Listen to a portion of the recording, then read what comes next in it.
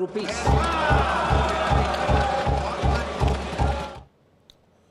वहीं बीजेपी नेताओं और केंद्रीय मंत्री का बजट को लेकर क्या कहना है, क्या रिएक्शन आया, फर्स्ट रिएक्शन क्या रहा, प्रतिक्रिया क्या रही, आपको सुनवाते हैं।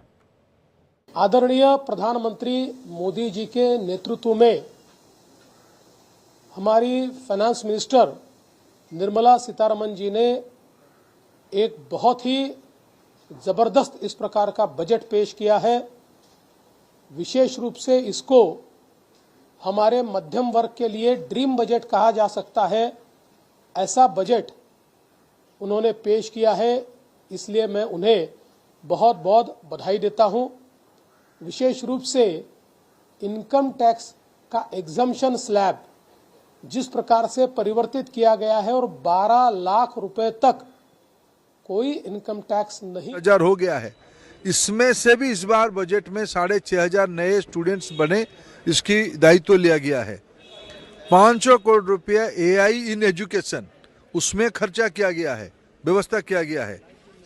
10,000 होनहार विद्यार्थियों को जो IIT और IISc में पढ़ते हैं, प्राइम मिनिस्टर रिसर्च फेलो उनको दिया जाएगा। जैसे मैंने कहा 10,000 नए मेडिकल कॉलेज में सीट्स बनाए जाएंगे।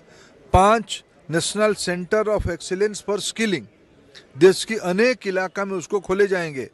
10,000 करोड़ रुपया की fund of the fund startups के लिए व्यवस्था किया गया है। सारे स्कूल्स में इंटरनेट की व्यवस्था की जाएगी, सेकेंडरी और हायर सेकेंडरी में। ये सबको अगर मैं इकट्ठा करूं, हमारी आबादी को, नई पीढ़ी को एक नई ऊंचाई में ले जाने के लिए सरकार की ये प्रयास है। इसके कारण हमारी विकसित भारत की लक्ष्य पूरा होगा और इसी सदी में जो अंतिम भाग रहेगा, अंतिम 50 साल रहेगा, ये अत्यंत स्वर्णिम। 2047 तो एक हमारी टारगेट है, लेकिन आज जो 10 साल की बच्चा तो 47 में हो जाएगा 32 साल का, जो आज 20 साल का है वो हो जाएगा 42 साल का। उस 32-42 साल की नौजवानों की कंधे पे इस सदी में भारत में अत्यंत उत्कर्षता आएगी। यही विकसित भारत की लक्ष्य है। मैं इसीलिए फिर आभार प्रकट करता हूं, बजट में सारे विषय के लिए वित्तीय प्रबंधन किया गया है। सर, अपोजिशन को करने की बात करें, उन्होंने इसमें कमी निकालते हुए बिहार का बजट कहा है, ऐसा लग रहा है कि चुनाव की वजह से बिहार के लिए बजट। क्या जो इनकम टैक्स की रिबेट सिर्फ बिहार में मिलेगा क्या जो अटल टिंकरिंग लैब खुलेगा, क्या ये हिमाचल और विपक्ष शासित राज्य केरला और तेलंगाना में नहीं आएगा क्या, बंगाल में नहीं आएगा क्या? ये दिवालिया लोग हैं, बैंकरप्ट लोग हैं और ईर्ष्यालु लोग हैं।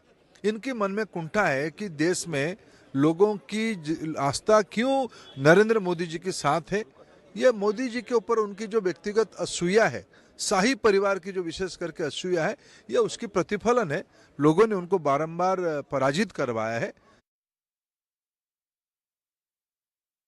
नया ऊर्जावान युवा भारत के सपने को साकार करने का हर एक क्षेत्र का, चाहे वो कृषि हो, चाहे वो मैन्युफैक्चरिंग हो, चाहे वो सर्विसेज हो, चाहे अधोसंरचना हो, चाहे इनोवेशन हो, चाहे कृषि का क्षेत्र हो, यूरिया से लेके एक चाहे बीज की बात हो, चाहे नदियों को जोड़ने की बात हो, हर एक विषय पर पूर्ण रूप से अध्ययन करके एक नया मानचित्र तय किया गया है। और सबसे बड़ी बात कि हमारे जितने भी टैक्स पेयर्स हैं उनको इतनी बड़ी राहत दी गई है, 12 लाख रुपए तक कोई टैक्स नहीं।